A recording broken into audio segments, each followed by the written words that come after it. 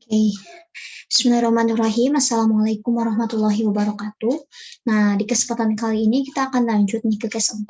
Di sebelumnya itu kita udah bahas kasus 5 yaitu mengenai meningoencephalitis, kasus 7 mengenai skizofrenia, kasus 1 mengenai migrain, itu kasus neurologi. Nah, di kasus keempat ini adalah kasus neurologi juga, di mana neurologinya itu berhubungan dengan nyeri punggung bawah gitu ya. Jadi berhubungan dengan nyeri punggung bawah yang sering terjadi pada pasien-pasien lanjut usia gitu.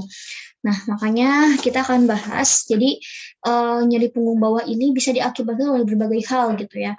Bisa karena ada herniasi nukleus pulposus, bisa karena ada spondilosis, bisa karena infeksi, bisa karena banyak hal gitu lah nyeri punggung bawah itu, bisa karena cedera atau trauma, bisa karena ada neoplasma ataupun ada inflamasi atau ada kerusakan kayak berhubungan sama otot ligamen gitu. Jadi kayak banyak hal yang memungkinkan dari low back pain ini.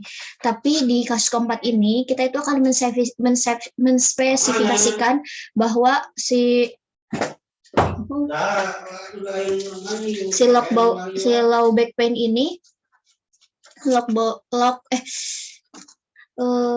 low back pain ini disebabkan karena herniasi dari nukleus pulposus gitu. Jadi ada protrusi atau bulging. Oke, kita langsung aja kita ke kasus.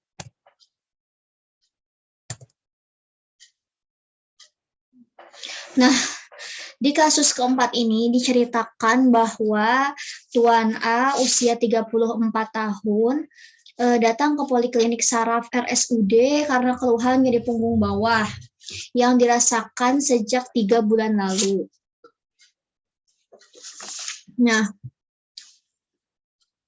kalau sesuai definisi, low back pain atau nyeri punggung bawah, bukan pinggang ya, tapi nyeri punggung bawah, itu adalah suatu nyeri, ketegangan otot atau kekakuan yang terlokalisasi di bagian antara batas bawah iga sampai kelipatan gluteus inferior, yaitu di sekitar lumba 1 sampai lumba 5, dengan atau tanpa penjalaran ke paha atau tungkai atau sciatica. Gitu. NPB ini atau nyeri punggung bawah sendiri itu bisa disebabkan karena berbagai hal. Itu perlu kita analisis lebih lanjut. Apakah nyerinya itu disebabkan karena kerusakan non-saraf seperti ada otot, ligamen atau sendi? Terus bisa aja karena cedera atau trauma atau tear muscle, atau ada peragangan pada otot, strain muscle, inflamasi, neoplasma degeneratif. Nah, biasanya mungkin aja ada gangguan tulang kayak osteoporosis, itu kan degeneratif. Bisa aja ada gangguan disus vertebralis yaitu kayak HNP, atau mungkin dari otot kayak beban berat yang repetitif, itu kan bisa nyeri juga. Nah, dari hasil RPS, riwayat penyakit sekarang itu nyeri menjalar hingga ke tungkai kanan, memberat jika pasiennya bersin atau mengejan. Nah, nyeri menjalar ini disebut dengan nyeri radikular. Kenapa? Karena apa ya? Jadi kan mungkin aja, jadi kan nyeri menjalar dia itu kan menyebar gitu ke arah tungkai kanan. Ini berarti berhubungan sama persarafan ya. Karena kan kalau menjalar gini kan kayak ada persarafan dari punggung sampai ke kaki gitu kan. Makanya dia efeknya tuh sampai ke kaki juga, sampai ke tungkai kanan. Jadi mungkin aja ini berasal dari radiks yang mengalami iritasi atau kompresi atau penarikan. Radiks ini adalah naps root ya. Nah, ini sangat khas sekali pada ischialgia, yaitu menjalar dari bokong ke sepanjang posterior paha betis kaki. Nah, ischialgia ini adalah saraf sciatica yang berasal dari kayak daerah gluteus sampai ke tungkai kanan, sehingga akan menimbulkan nyeri radikuler ketika si radiksnya itu teriritasi atau terkompresi. Nah, kita akan cari tahu kenapa dia bisa terkompresi atau teriritasi gitu. Nah, selanjutnya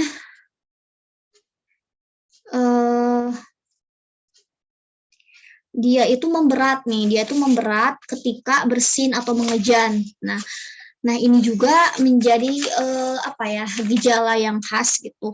Memberat saat bersin. kita tahu bahwa bersin ini adalah kontraksi otot di bagian diafragma atau otot interkostal untuk mengeluarkan udara, di mana dengan kontraksi tersebut itu ketika bersin yang kasar itu akan menyebabkan kontraksi atau peregangan otot yang berlebih. Nah, itu bisa melibatkan otot di bagian vertebrae sehingga bisa menyebabkan muscle strain atau injury sehingga meningkatkan nyeri. Nah, itu. Terus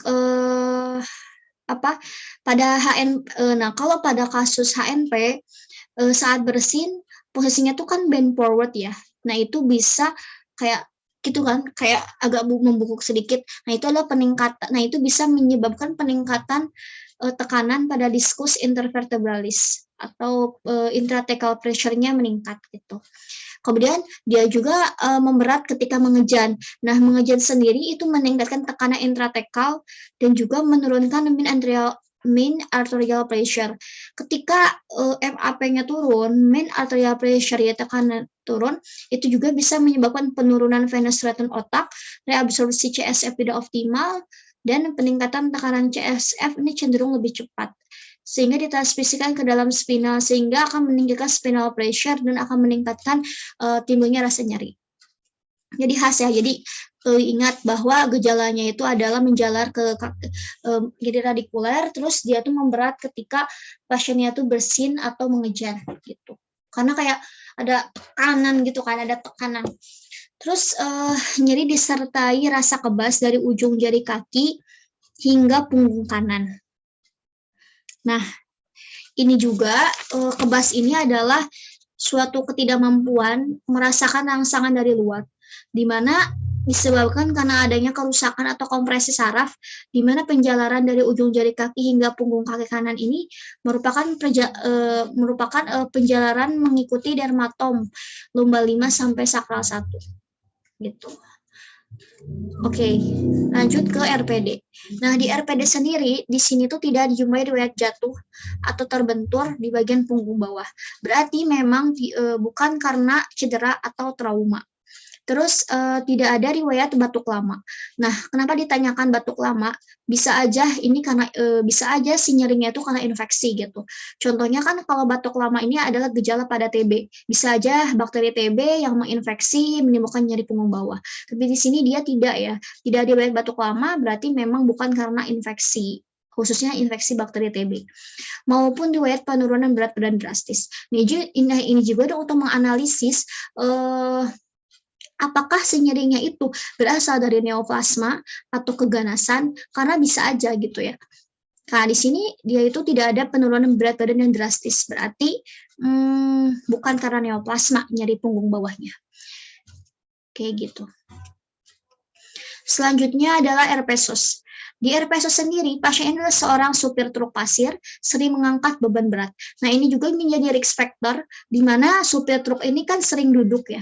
Di mana duduk ini bisa jadi sindrom mekanik lumbal, karena postur yang tidak baik, itu kan diperburuk oleh beban yang statis pada vertebrae dan bisa menyebabkan peningkatan tekanan pada vertebrae juga. Terus dia sering mengangkat beban berat. Nah, ini juga menjadi kemungkinan ketika mengangkat beban, itu kan posturnya kurang baik. Jadi dia tuh mengarah terlalu depan, contohnya tuh kayak lordosis, atau sering membungkuk saat mengambil barang, itu bisa menyebabkan regangan pada vertebrae sehingga dapat terjadi robekan pada anulus yang memicu herniasi. Gitu. Nah, ini jadi intinya tuh dia itu ada nyeri radikular, diperberat ketika bersin atau mengejan, juga ada kebas, ada nyeri sampai ke dari punggung sampai ke ujung jari ya, sampai ke tungkai kanan. Bukan karena trauma, bukan karena infeksi, bukan karena neoplasma, dan juga risk factor-nya juga karena dia itu adalah kayak sering duduk kan, itu jadi risk factor, juga beban berat ya risk factor juga. Nah, dari hasil anamnesis maka hipotesisnya itu adalah low back pain. Jelas ya, karena memang dari KUI juga dia mengalami nyeri punggung bawah, low back pain. Tapi kan low back pain ini kausanya tuh macam-macam, bisa karena HNP atau herniasi nukleus pulposus. Artinya kalau kita lihat secara anatomi kan vertebrae ini kan kalau kita lihat itunya ya, dilihat dari arah atas gitu, ada bagian anulus ada bagian nucleus pulposus bagian tengahnya, terus dikelilingi sama anulus. Nah, bisa aja si anulus ini, si nucleus pulposus ini terjadi protrusi atau penonjolan atau herniasi atau bulging gitu. Jadi kayak menembus bagian anulus, akhirnya bisa aja mengenai atau menekan atau mengkompresi radix atau nape root dan menyembuhkan ya udah gitu, jadi kena ke saraf sciatica kayak gitu. Itu HNP. Kalau spondylosis ini juga sama, memiliki gejala yang hampir serupa semua, yaitu nyeri punggung bawah gitu ya intinya. Tapi kalau spondylosis sendiri itu disebabkan karena degenerasi gitu. Degenerasinya bisa karena dari vertebrenya, sendi pacet, atau ada jaringan lunak. Nanti beda-beda gitu ya. Ada yang membedakannya gitu. Terus kalau spinal stenosis itu adalah penyempitan dari kanalis spinalis atau foramen intervertebralis yang disertai dengan penekanan akar saraf yang keluar dari foramen tersebut. Oke, nah itu untuk hipotesisnya. Kenapa diambil? Karena memiliki gejala yang hampir serupa semua gitu, yaitu nyeri punggung bawah, menjalar ke tungkai kanan, memberat saat bersih dan mengejan, kebas di bagian ujung jari, punggung kanan gitu. Kecuali kalau spinal stenosis itu dia tidak ada istilah memberat saat bersin dan mengejan. Oke, untuk membantu penegakan diagnosis itu dilakukan pemeriksaan fisik. Di sini visual analog scale-nya itu 5, artinya intensitas nyerinya itu sedang. Di mana VAS ini kalau secara definisi itu adalah instrumen untuk menilai intensitas nyeri dengan menggunakan garis 10 cm dengan skala 0 sampai 100 mm. Di mana setiap rentang ini memiliki makna. Ini 5 artinya masih sedang. Terus ischialgia dextra. Artinya nyeri ini diakibatkan karena kompresi dari saraf ischiadicus yang menyebabkan terjadinya penjalaran nyeri dari bokong ke sepanjang posterior paha, betis, dan kaki. Terus hipestesi sesuai dermatom, lumba 5, sakral 1 kanan. Nah, hipestesi ini adalah suatu kebas yang dirasakan dari punggung hingga ujung jari mengikuti arah dermatom, karena di sini kan L5-S1 ini sampai ke ujung jari. Yang diakibatkan karena kerusakan, nah hipestesi ini kan bisa aja gitu ya kalau dari sana, kemungkinan dari kerusakan saraf dan menandakan terjadinya defisit neurologi gitu. Hipestesi ini kan berarti defisit sensorik, semutan. Terus tes laseg tungkai kanan positif. Nah, tes laseg ini tuh di mana diangkat kakinya ya. Jadi penderitanya supinasi berbaring, terus kakinya itu di kedua tungkai itu diangkat 70 derajat. Nah, kalau ada tahanan kemudian pasiennya merasakan nyeri, berarti tes lasegnya positif gitu. Yang menandakan nyerinya itu berasal dari radix lumbal 4 sampai sakral 1. Terus tidak didapatkan gangguan fungsi motorik maupun fungsi otonom. Oke. Nah, fungsi otonom ini contohnya tuh kayak mixi gitu ya. Terus maksudnya berarti kan pergerakan otot dan respon otonom itu masih baik gitu. Nah, itu dicek satu-satu gitu, kayak pemeriksaan motoriknya, sensoriknya, refleksnya gitu. Karena di sini tuh kayak masih baik semua gitu. Nah, waktu pemeriksaan motorik sendiri itu kayak cek ekstensi lutut, untuk mengecek lumba 2, lumba 3, lumba 4, terus ekstensi ibu jari, lumba 5, pelantar fleksi, sakral 1. Kemudian untuk pemeriksaan sensorinya kayak dicek rasa raba, nyeri, suhu, getar yang terjadi kan di hipestesi ya, kayak kebas gitu. Terus cek juga refleksnya kayak refleks patella, refleks Achilles. Dan kesimpulannya itu memang tidak ada gangguan fungsi motorik dan otonom. Ya udah berarti masih aman gitu. Pergerakan otot dan respon otonomnya masih baik. Oke, selanjutnya pemeriksaan penunjang. Dokter ini menyarankan untuk dilakukan MRI lumbal. Nah, kenapa dilakukan MRI ini adalah untuk mengetahui gitu. Kan mungkin aja dia itu ada protrusi atau bulging. Nah, si bulgingnya itu herniasinya itu udah sampai ke udah menekan sampai segimana gitu, udah menekan saraf sampai segimana kayak gitu. Jadi dicek lewat MRI, lewat pencitraan. Dan di MRI sendiri ini untuk mengetahui gejala defisit neurologis gitu. CT scan juga bisa sebetulnya, tapi MRI lebih bagus gitu ya, hasilnya lebih kelihatan jelas. Nah, dari hasil ini pemeriksaan fisik penunjang, maka ditegakkanlah diagnosisnya itu adalah jelas ya low back pain et causa yang disebabkan karena herniasi nukleus pulposus gitu. Jelas ya, dari mulai gejala tadi ada nyeri punggung bawah yang menjalar ke tungkai kanan gitu, ada ischialgia destra, memberat saat bersin dan mengejan, diperparah kayak duduk gitu karena duduk. Terus kebas di bagian ujung jari sampai ke punggung kanan, dari punggung kanan sampai ke ujung jari gitu. Nah, jadi si HNP sendiri, herniasi nukleus pulposus itu dia akan nyaman ketika dia berdiri, ketika dia terlentang, berdiri, atau beja intinya tuh nggak fleksi lumbal gitu, kayak berdiri tegak gitu. Kenapa? Karena saat membungkuk itu si bulgingnya, si herniasinya itu akan menekan kompresi radix, itu akan memperparah nyerinya gitu, akan kerasa nyeri gitu. Makanya yang HNP ini nyaman ketika dia tanpa fleksi lumbal, kayak dia berdiri, dia rebahan gitu, berdiri, berjalan, intinya tegak-tegak gitu ya, terlentang. Nah, sedangkan spondylosis sendiri, spondylosis itu biasanya terjadi pada usia degeneratif gitu, karena degeneratif dari si vertebrenya kayak tulangnya atau jaringan lunaknya atau dari sendi pacetnya. Sedangkan kita lihat di usianya di sini dia tuh masih 34 tahun. Usia yang memang kayak bukan degeneratif gitu. Makanya spondylosis ini bisa jadi salah satu hal yang kita eliminasi karena dia dari usia ya degeneratif. Terus biasanya kalau spondylosis itu bisa kan obes. Terus kalau dipalpasi, kalau yang spondylosis itu akan nyeri di daerah lumbal. Jadi kayak sensitif lah, gampang nyeri. Terus dan kalau spondylosis dia itu akan kebalikan, dia itu akan ngerasa nyeri ketika berjalan atau terlentang. Jadi dia tuh akan kalau berdiri gitu dia akan nyeri, tapi dia akan membaik ketika duduk, kayak kebalikannya. Terus untuk spinal stenosis, ini tuh penyempitan kanalis spinalis ya. Kan kanalis spinalis itu kan dalamnya itu adalah saraf ya, saraf-saraf gitu kan, radix.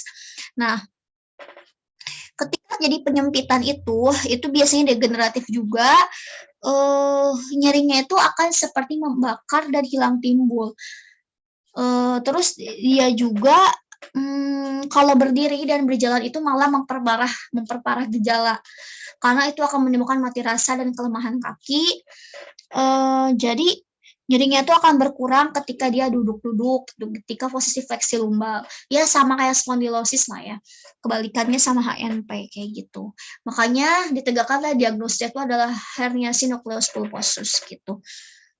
Udah jelas ya dari pemeriksaan fisik, dari penunjang juga. Ini kan kalau penunjang kan belum ada hasil gitu. Tapi tujuan dari MRI sendiri itu untuk mengetahui gitu ya, si herniasinya itu udah sampai menekan segimana kayak gitu. Terus untuk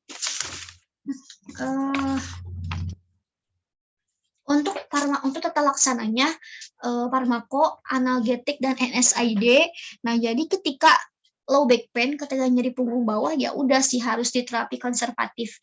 Itu si pasien itu harus langsung lini pertamanya itu dikasih analgetik, dikasih anti nyeri atau dikasih NSAID atau obat antiinflamasi non steroid. Contohnya tuh kayak acetaminophen gitu. Jadi sebagai anti nyeri. Terus bisa dikasih masker relaksan atau pelemas otot. Sering dikombinasi dengan SID kayak tinazidin, everison. Terus untuk opioid ini juga bisa gitu, lebih efektif dibandingkan analgetik, tapi bahayanya itu bisa menimbulkan ketergantungan obat untuk yang opioid. Terus analgetik adjuvan. Nah, ini tuh biasanya diberikan pada HNP kronik karena anggapan mekanisme nyerinya sesuai dengan neuropatik, kayak amitriptyl atau carbamazepine. Nah, Sebetulnya ada tambahan lagi untuk farmakologi, biasanya tuh ada disebut dengan suntikan pada titik picu. Ini tuh mencampurkan anestesi lokal dengan kortikosteroid oral ke dalam jaringan lunak pada titik picu di sekitar vertebrae. Nah, itu contohnya tuh kalau kayak dikasih lidocaine, dexamethasone, atau methylprednisolone. Kemudian untuk non farmakologinya itu tirah baring. Tirah baring ya dia nyeri, untuk mengurangi rasa nyerinya, untuk mengurangi nyeri mekaniknya. Terus terapi fisik itu banyak sekali, bisa kayak traksi pelvis, korset lomba, modifikasi gaya hidup. Terus terapi operatif ini, kalau terapi operatif itu tidak selalu ya. Bahkan memang untuk yang operatif ini dilakukan pada kasus yang lebih parah, kayak ada defisit neurologis kronis atau buruk, terus ada gangguan otonom kayak miksi, defekasi. Nah, kayak gangguan fungsi otonom di sini kan ya normal-normal aja, itu nggak ada gangguan fungsi otonom. Terus kalau ada ischial dia yang berat dan menetap, atau ada varesis otot tungkai bawah. Terus sebetulnya ketika pasien ini harus diedukasi juga gitu ya, diedukasi bahwa memang nyeri punggung bawah ini prognosisnya baik gitu ya, tidak perlu dikhawatirkan, dan juga mengajarkan cara menghindari nyerinya gitu, dan cara menghindari nyeri ya ketika, dan kapan bisa timbul, jadi kayak diedukasi gitu pasiennya. Intinya kayak dihindari gitu, dan kalau nyeri ya udah dikasih obat gitu. Oke. Mungkin itu aja untuk interpretasi kasus low back pain et causa herniasi nucleus pulposus. Mudah-mudahan bermanfaat. Terima kasih. Wassalamualaikum warahmatullahi wabarakatuh.